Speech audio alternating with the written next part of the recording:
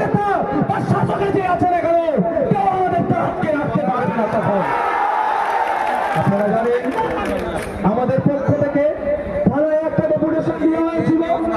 আমরা শান্তপ্রিয় মানুষ, আমরা সামাজিক বিচার ব্যবস্থাকে প্রশাসনকে সম্মান দিই, সেই জন্য আমরা শান্তিতে বিশ্বাস করি।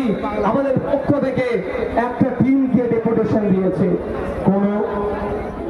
আমাদের সাথে প্রশাসন ভালো ব্যবহার করেছেন, আমাদের বক্তব্য শুনেছেন, আমাদেরকে আশ্বস্ত করেছেন।